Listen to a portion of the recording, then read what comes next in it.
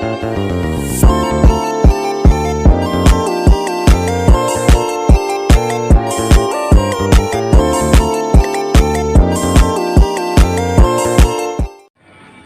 morning. Nandito po kami ngayon sa bahay ni...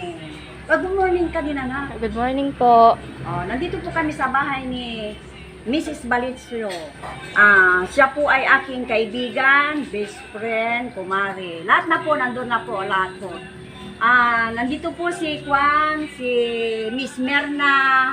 Sila po ang mga kasama dito pa, pinsan. Nandun naman din ang isang pinsan, si Juan. Hello, mga yan. Dito po, ang magiging topic po natin ngayon ay tungkol po sa nyog. Ayun po yung nyog, Ayan. Yan po yung nyog. Kaya lang wala pa po, magsusungkit pa lang po kami. Susungkit po lang kami. Ito po pala si Juan. Si may-ari ng bahay. Ito po yung may-ari ng bahay. Ito po. May best friend, may kumari. Kababata lahat na din po, kompleto. Ninang din po siya ng ating anak. Kaya lang, ganyan lang po ang itsura. Pero balikbayan yan. American citizen. Totoo po yun. Hindi ako nagbibiro. Ganyan lang yung itsura po. Sige. Hello guys. Ito na po. Pinupukpok na. Anong tawag yun? Iniitak-itak na para makuha natin yung sabaw niya. Ayan. Kinukuha na po ni. Ayan kinukuhaan na po yan. Yan po ang pag-uusapan natin. Yung sabaw ng nyog. Hintayin natin pag naitak.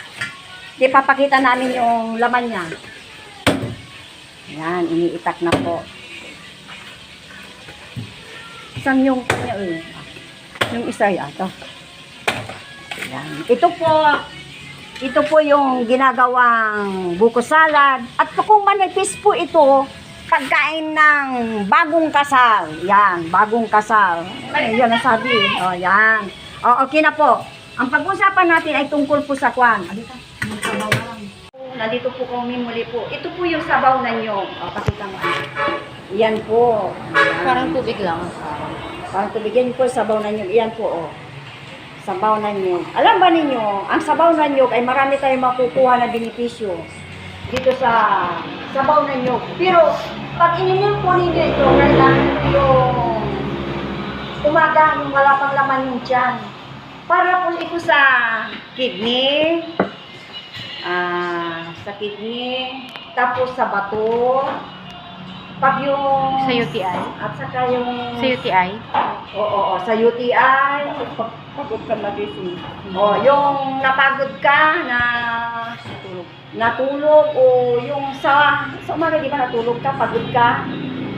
Ito naman, pero kailangan walang laman ng tiyan bago mo inumin ito. Alam ba niyo, pag umiinom ka nito ng maraming sabaw na nyo, kanyan, ihi ka ng ihi. Totoo po yan. I-try ninyo.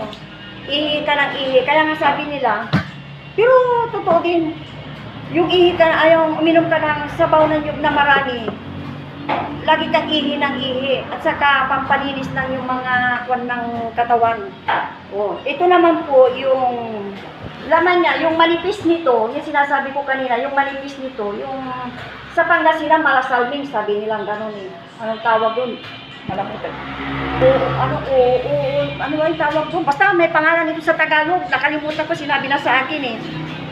Yan po, yung manipis nito, kinakain po para sa bagong kasal. Kung naman po yun, sa umaga din yung walang laman ang tiyan at pampalakas ng katawan po. Ang nyug po ay maraming klase po. Ito po ay nyug na, kasi maliit ito eh. Ito po yung nyug na, kung ang sinasabi, yung tawag nito ay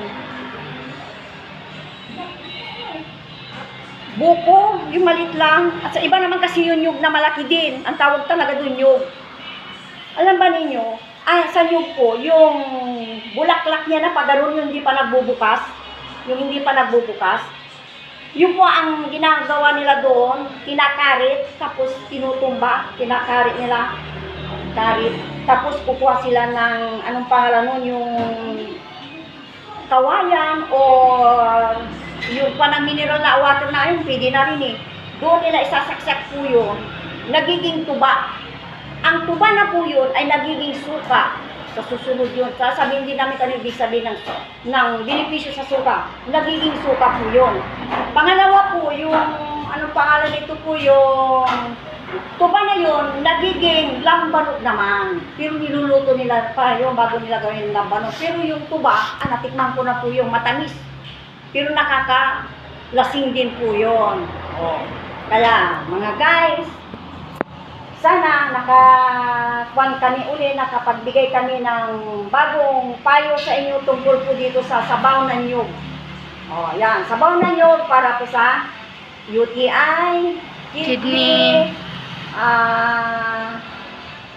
anong paano yung pampakinis ng balat, anong tawag po yun, sa pampalakas ng katawan ko. Alam mo, sa nyug, marami tayong makukuha dyan na benepisyo sa nyug. Di ba pinakita namin ang nyug na yung kulay brown? Ginagawang kwan din yun, tinukod-kod yun para sa langis. Ito naman po, pag ganito naman ito, buko sa alag din po na kwan po. O, sana po, nakuan po ninyo na nakuha ninyo yung ibig namin sabihin kung tungkol po ito sa sabaw ng nyug. Yan po. Maganda po ito para sa katawan natin. Maniwala po kayo. Sabaw na nyo po. At saka, salamat po sa mga views namin. At sa mga subscribers. Mga subscriber namin. Maraming salamat. At saka yung nandyan po sa gilid yung pinagdadasalan namin. Maraming salamat na mahal po kami ng mga kasama po nagdadasal po doon. Mababait po sila. Thank you sa mga pag-subscribe sa amin. Maraming salamat. Malapit na po. Sana naman po. Road to 1K na po tayo. Subscribe po. Bye. Bye. Bye mga chinko ko. Opa. God bless you and Stay safe. lagi. And don't forget, please subscribe to my channel and like this video. And click the bell button. Bye po.